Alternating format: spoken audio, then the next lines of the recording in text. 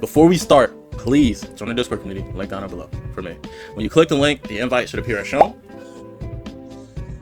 Click accept invite for direct access to yours truly, your fellow community, as well as being notified every time we go live. You'll also be able to view all VODs from the Discord server, as well as any YouTube videos, and be notified when I post here on YouTube. Speaking of YouTube, around 99% of you guys aren't subscribed to the channel. Make sure you fix that by hitting the subscribe button and turning on all notifications. If you do that, I can find the content for you and we can watch it together. Shout out to all my current subscribers as well as current subs on Twitch. We call y'all citizens, you feel me? And yeah, enjoy the video. What is good, YouTube? Welcome back to another calm little reaction video. We got Mastering the Inner Demon Trope by our GOAT. Pint is here.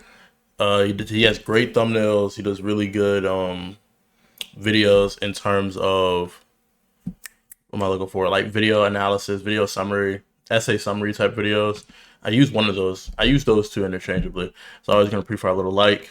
And even if you're subscribed here, make sure you hit that bell. Make sure you check out my dog. Pint is here. But without further ado, we're just going to get straight into the reaction. Everyone carries a shadow. Unless it is embodied in the individual's conscious life, the blacker and denser it is. Welcome back. It's kind of a bar. Life, the blacker and denser it is. So basically, everybody has, you know, edgy terms. Everyone has like a dark side. But in like reality, we have like our intrusive thoughts and things that are essentially like our true selves that we mask. Like, for example, when I talk very nasally. So like my, you know, voice is up here. But if I were to not strain my vocal cords, there's not too much of a difference. But if I was just to talk, I'm like here.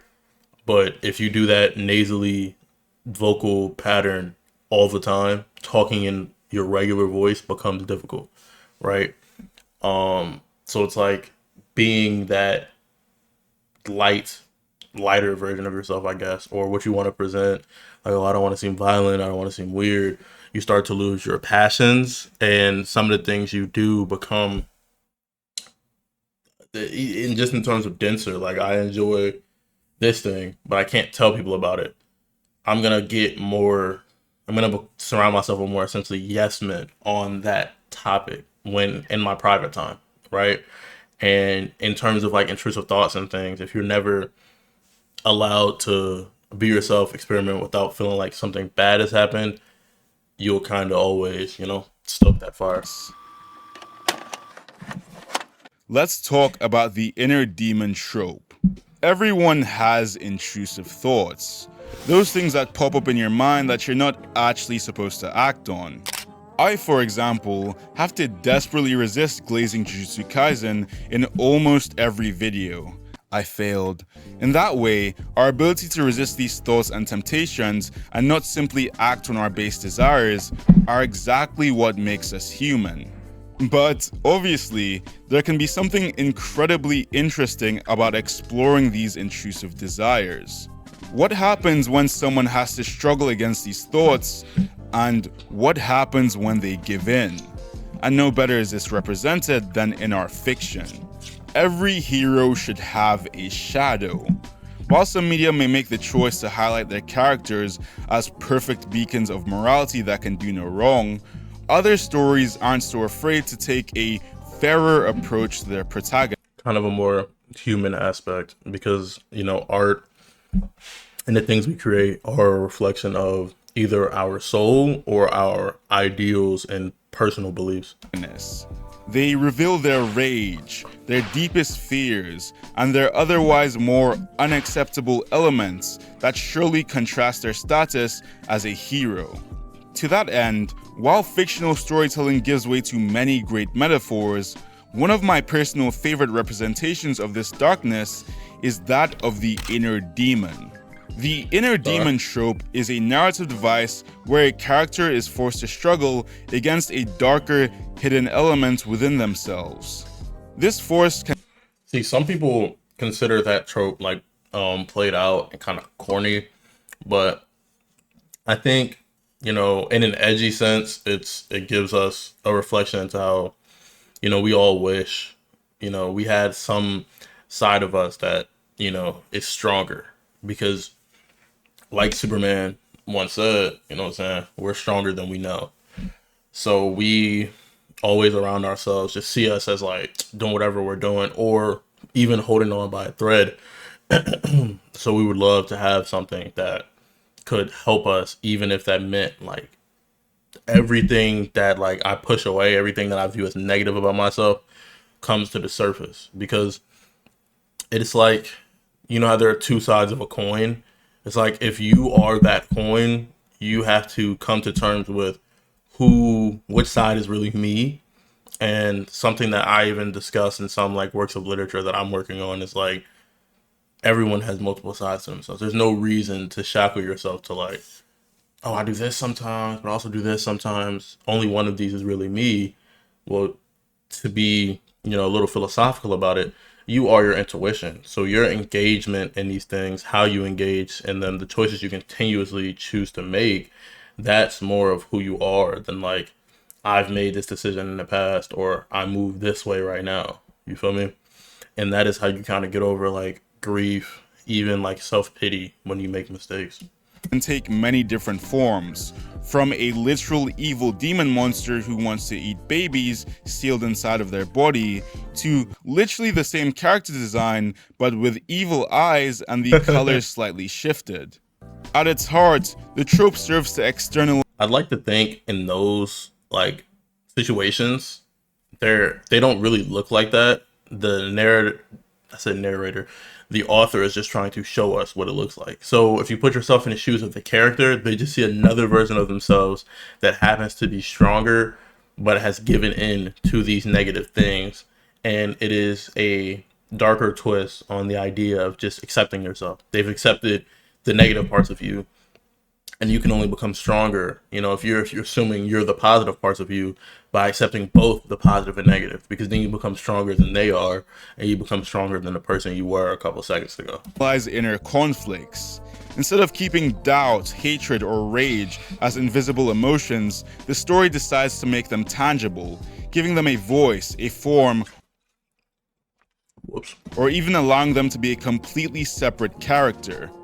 Because of this poignant and diverse representation of such a core idea to the nature of being human, the inner demon is one of the most engaging tropes within all of fiction. But then we have to ask, how do you make a good representation of the trope? What are some of the best examples of the trope being used in fiction? And what are some of the things authors get so right? And also, what do they get so wrong? Well, in this video, that's exactly what we're going to find out. So stick around. One thing I'll say about his videos, I don't know if they're scripted or not, because there's people who have videos that seem very well articulated that are not scripted, but I would love to like give him the compliment here that his videos remind me of like a presentation.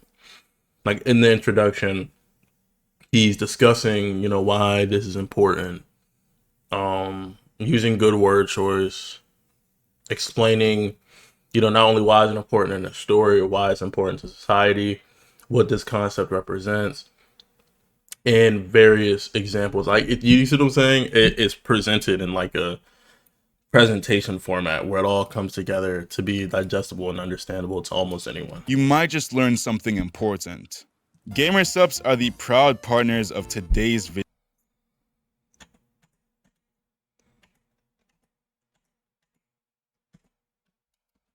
I don't know about Zangetsu, but I refuse to play horse to a king who's weaker than me. Someone whose uncertainty and hesitation will end up getting us both cut to pieces. If you aren't willing to assert your strength and retain the crown, then I'll destroy you. Which means I'll be king. Form, ability, and power. What are the two things that separate these two beings? I'll tell you the answer.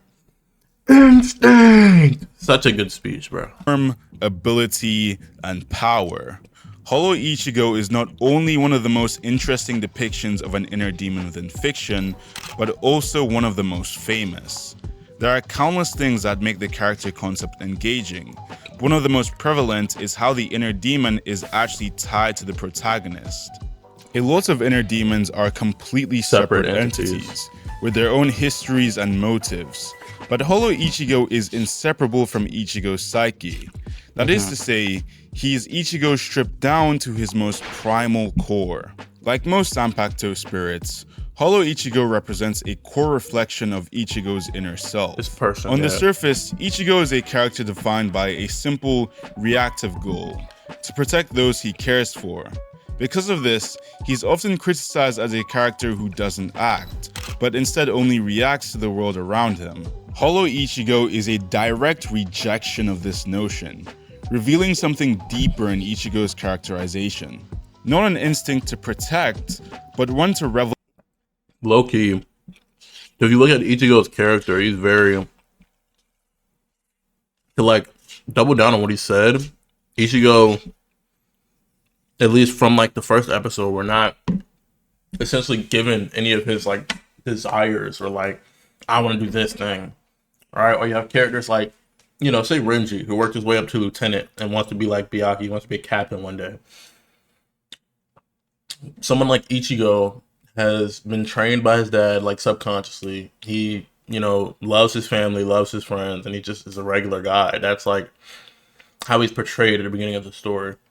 And it's kind of a funnel into the idea that even though, you know, people like to joke that he has every bit of DNA, so he's like this fucking collaborative school lab project, but even though he's so special, he's just a person, which brings the argument that anyone can be special. And this is shown with characters like Orihime, Sato, my goat, Chad, and, you know, those characters being human but becoming, you know, special. And, you know, the technical reason is, oh, they were by Ichigo, right? But it's a good flip on the question that, you know, even someone normal has the ability to become special, the ability to grow. But going back to Ichigo, we don't see a lot of his desires. Like, I want to do this. The only thing we know he wants to do is protect people, and partially due to the loss of his mother. So it's like, there is no action there. So that, you know, reactionary criticism is true, but your Zanpakuto spirit is a representation of your inner self. So in Ichigo's case, it shows that he's kind of locked away that desire to actively do something, to set precautionary measures ahead of time to do this. We see throughout the entire story, you know, oh, these powers are just thrown upon me. Okay, now I can protect people. Oh, new villains coming up. I have to, you know, it's all kind of like last minute. I have to do this now. This is now thrown on my plate. Now I'm going to do this. While later in the story, after he accepts himself, it's like, yeah, the job isn't finished. There's still more people to protect. But he takes a shift to be more of like, I need to become stronger consistently because I know I'm going to have to protect people. You get what I'm saying? It becomes less reactionary and gives an insight to how, despite Hollow Ichigo supposed to be like this primal, thuggish version of Ichigo, he has such intelligence to be able to pose such a question. If the form, ability, and power are the same, roughly, between a king and a horse, why does one charge off under the other into battle while the other commands troops and commands the one below him? If form, ability, and the power is the same, the answer is instinct. As humans, we have the instinct to essentially, you know, for lack of a better word, conquer others, conquer ourselves, develop. You know, we always reject ideas, and even when we're consistently accepting ideas, like things that make things easier or more efficient for us, there's one thing that we always reject, and that's a ceiling. We always want more. Whether you see that as greed or simple evolution, that is the truth. So the fact that, you know, this primal, uncouth version of Ichigo is able to come to such an intelligent conclusion shows you it's not as simple as, oh, this is a rough and tumble, stronger version of him. No, even when Ichigo fought Byakuya, he showed this nigga don't have no, like he's just trying to attack. He's only on the offensive, you know? But Ichigo, in having to see that version of himself when fighting Byakuya, makes this between the two. While earlier in the fight, he was spamming flash stuff, was doing things defensively. He then switches to being able to be offensive and defensive when it matters. He balances that coin. He's the one who brings balance to that scale. In battle and to survive. Through every obstacle, that primal hunger for battle grows, despite the fact that it clashes with his otherwise surface-level characterization as a noble hero. This conflict materializes as Hollow Ichigo, smug, selfish, and self-serving, the character who embodies the traits that Ichigo must undertake in order to win. This is highlighted through the process of hollowification. Early in the series, Ichigo constantly risks the threat of losing control of his body and letting the hollow wreak havoc. The inner demon allows this emotional struggle to not just be symbolic, but a tangible force that actually carries consequences within the narrative. And I think the final twist with Ichigo's inner demon is excellent. Hollow Ichigo is not something that Ichigo must simply expel or seal away. He is the very foundation of Ichigo's power. The blade is me. Rejecting him is to reject the very force that has kept Ichigo alive. So the— Hold on, something's happening with my mic cord. Am I still hearable? Sounds like I'm good. The answer is not purification, but instead integration. To move forward, Ichigo must accept White's existence, not as a separate entity, but as an integral part of himself. And I believe there is something about our own personalities and dynamics that can be learned from that. As C.G. Jung puts it, the most terrifying thing is to accept oneself completely. Excellent quote usage. Destroy everything. Erase anything that causes you pain. Give me your soul, your spirit, your vital essence. Give it to me. And in exchange, I will rescue you from your pain. Hatred incarnate. It's peak because Kurama represents the idea of getting rid of his own pain, stopping others from causing pain through something similar to mutually assured destruction, or the concept of I'm going to inflict pain on them, so they have, while they're grieving, they have no time to inflict pain on me. While Naruto's like ideology and what he accomplishes in the end is quite contradictory to what is inside of him. The Nine-Tailed Fox. From the very beginning, Kurama is portrayed much less like a character and more as a living weapon of mass destruction. I mean, that's partially because he can literally fire mountain-sized bombs from his mouth. Kurama is presented as an unstoppable force, a lawnmower tearing through both child soldiers and unsuspecting families alike.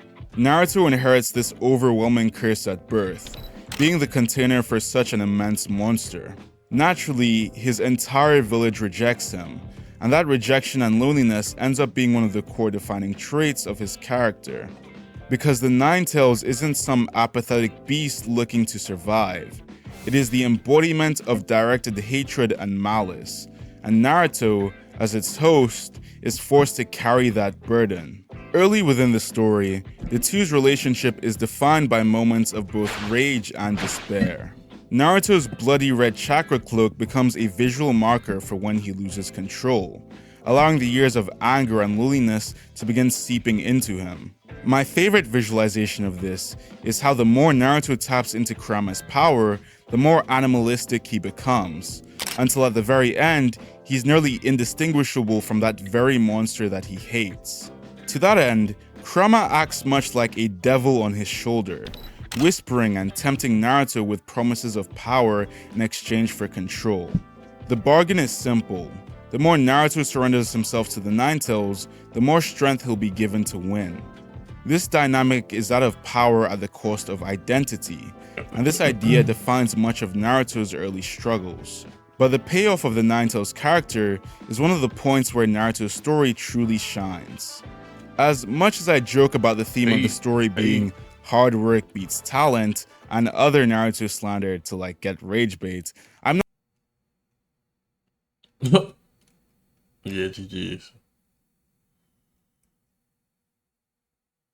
I've never seen that video, so thank God. Not so media literate that I actually think these are the cores of the story. The truly, overwhelmingly present theme of Naruto is about breaking the cycle of hatred. Yeah. It's about meeting You would think, like, earlier on, you wouldn't be able to perceive that. I mean, Kishimoto sets it up to where not like just through foreshadowing, that's not the right word to use, but Naruto was hated from the beginning. And even with his team, his concept is breaking down that wall of like, y'all don't understand me because of, the hate that's being put on my name. But as the show goes on, even with, Naruto rescuing Tsunade against Kabuto, not that she couldn't work that little nigga, but the fact that he wanted to show her, like, you have something to stand for, you have something to protect. There's no reason to be so bitter because, things didn't work out perfectly every time. And then as you go through the show, you see this, kind of cycle of hatred presented through Nagato and Naruto being set up as a child of prophecy. Nagato was once going to be the child of prophecy, but he let hatred consume him because of the bad things that happened to his friend who was doing something good for the world, yet the nations didn't want him to end all wars because then they stopped making money. So then he became a powerful, essentially, force of pain because he thought maybe through this pain they'll see things how I see things, right? And then Naruto, someone who has been literally, metaphorically, infused with hatred since birth via Karama, shows him, yo, bro, I haven't gone through the same shit you went through, but I've gone through some pretty tough shit too. And just having this thing in me should be a sign that I should hate the world. You know what I'm saying? I've surrendered almost to this creature before and become it, but I can separate that from who I am. This hate doesn't define me. And then you get examples of Andrew and Ashura fighting their whole lives. That conflict being handed down to Hashirama and Madara. Madara starting a whole war partially to help the world, but another, purpose of it was to box his bro. You know what I'm saying? You get Sasuke versus Naruto, right? It's this cycle of continuous hatred. The things that made Sasuke who he was wouldn't have happened if Danzo didn't have this gripe, this need for power. If he didn't do what he did and, sow the seeds for a coup just to wipe, the variable of the Uchihas off the map. Things like that wouldn't have happened if Madara didn't want to instill, or Zetsu didn't want to create a catalyst to bring Kaguya back. And if Madara didn't want to start a war. You feel me? So it's all just, it circles back. Once you get to the end of the story, you can start seeing even in these little parts, we're showing that you can break the cycle of hatred. Naruto specifically has to fight Neji because he shows Neji that destiny can be changed. Fate is not something set in stone. That ripple effects out to the end of the story where I have changed fate by essentially destroying the cycle of hatred. And even going into Boruto, it shows you that peace doesn't last forever and it's not something that we can just obtain by existing, right? Because we have conflicts naturally. Conflicts stimulate growth, but conflicts also stimulate pain, which can stimulate more war and more conflicts. So peace is shown through that being something, in a realistic aspect, something that you have to constantly strive for rather than something that, you just get and hands are clean, the job's finished. Years, if not centuries, of bloodshed and hatred with compassion, trust, and forgiveness. That message plays out through characters like Obito and Sasuke, but nowhere is it more clear than with Naruto's bond with Kurama. Naruto's journey is about much more than just mastering the Nine Tails' power. It's also about transforming their relationship from one of vapid enemies to that of lifelong friends. Unlike other inner demons who must be sealed, subjugated, or erased, Naruto must come to understand and befriend the Nine Tails. In that way, the trope is fully redefined. The goal is not rejection, it's reconciliation. In the end, Naruto and Kurama show us that our demons, external or internal, aren't always something to be defeated. Sometimes they are something to be understood. And in doing so, the story delivers one of the most enduring lessons of kindness, redemption, and above all else, never giving up on your friends. Facts. You really should have just burnt everything down. You're talking about the JJK glaze. This segment is longer than any other segment. Starts like, what's that, like 10:20, ends 15. So it's that 5-minute segment. This one starts 6, ends around 10, 4-minute segment, 3 something, ends around 6, 3-minute segment. Everything down to a simple Might matter, word, though. giving it a thought. Casting aside race, future, everything until you finally reached Satoru Gojo. That hunger to seize your ideals, that's what you are truly lacking. Maybe you're right. Even so, you managed to entertain me a bit. You were strong. I fought humans, sorcerers, and cursed spirits 1,000 years ago. And you were still one of the better ones I fought. Stand proud. You are strong. I'm just gonna be blunt. Sukuna is one of the most fascinating and refreshing depictions of an inner demon in all of modern shonen. Unlike Kurama or Holo Ichigo, who represent suppressed aspects of their protagonist's psyches, hatred and instinct respectively, Sukuna is not a mirror of Yuji Itadori at all. If anything, the two characters are complete opposites. Sukuna is a fully formed character with his own history, motives, and personality. So while watching Jujutsu Kaisen, I kept waiting for the classic moment, the point in which the hero and their demon briefly align, gaining power for a goal that benefits both characters. That moment doesn't exist in Jujutsu Kaisen. Even when Sukuna does lend Yuji some strength for what seems like a common goal, these situations only ever twist in Sukuna's favor, often leaving Yuji far worse than before. And that's what makes Sukuna so compelling. With Kurama or Holo Ichigo, the threat is always that possibility of losing control and going on a catastrophic rampage. Keyword on possibility here.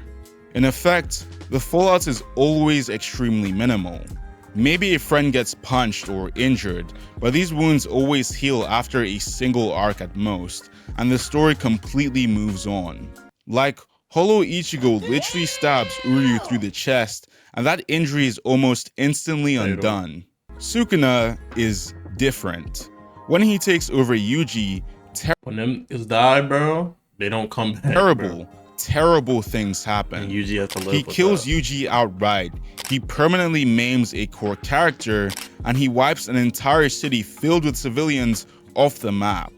His threats feel real because he's not some metaphorical shadow or some misunderstood beast. It's literally a Sukuna demon. is an actual demon, willing Literal and monster. eager to murder everyone around him the moment he gains control. Bro, the moment he came into the show, his first like couple lines was like, "Where are the women and children?" Like he wanted to slaughter people, gang. Off Ripsky.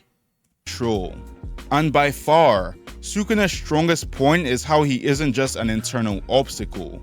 He's the actual central antagonist. His actions ripple out into the larger plot with massive consequences. That's something I always wanted from other inner demons and stories, for their influence to extend far beyond the protagonist's personal growth and actually begin to shape the fabric of the story itself. And Sukuna absolutely delivers on that. But the most interesting dynamic born from Sukuna's existence as an inner demon is the way he and Yuji Itadori's ideals clash, showing a stark reflection at the heart of Jujutsu Kaisen's themes. This series is mainly about finding meaning in the face of an inevitably cruel world. Yuji begins the story with an impossible optimism, believing every life is sacred and that Like wanting to not even that. After like talking to his father, he wanted to be able to determine when he died and, you know, help people and, you know, die on his terms. every person deserves a proper death. Sukuna is the embodiment of the exact opposite idea. A hedonistic cruelty that destroys lives with complete indifference, a mockery to the very ideas of dignity and meaning. Sukuna could literally say, "Hey, I kinda feel like crushing a baby's skull today," and he'd literally just go out and do it. Thus, Yuji's main point of growth is learning to accept that, yes, some deaths will be unfair, sudden, and horrifying. But the value of someone's life does not come from seeing how someone dies, it comes from the very act of living at all. and choosing to appreciate the mundanities that come about from choosing to go on despite the overwhelming cruelty around you. That tension, Yuji's humanity versus Sukuna's hedonism, is what makes the relationship one of the most compelling versions of the inner demon that I've ever seen put to pen. The inner demon trope is almost impossible not to love. Aside from the edgy coolness of having a secret, powerful demon inside of you, okay, pause. It's also a symbolic version of one of the most universal conflicts that any human can go through. Conflict. That is the battle with ourselves. Kurama, Holo Ichigo, and Sukuna each embody different interpretations of this struggle, whether it be our suppressed nature or through juxtapositions of a character's core beliefs and traits. Together, these stories show the true versatility of this trope. It can be symbolic, psychological, or even literal, but they always work because they externalize a simple truth about being human. We all carry shadows, instincts, or fears that threaten to consume us. And whether you may choose to reject, conquer, or reconcile with them, those choices will inevitably define who you are. And that is the power of the inner demon trope. It isn't just about fighting monsters. It's about coming to terms with what you'll do and what you'll have to do when you realize that the monstrous aspect is actually a core part of who you are. Thank you for watching. Thank you, man. Shout out my dog Pint, man, for a great video. As always, make sure y'all boys stay happy, healthy, and hydrated. And I'll catch you boys in the next one. Peace.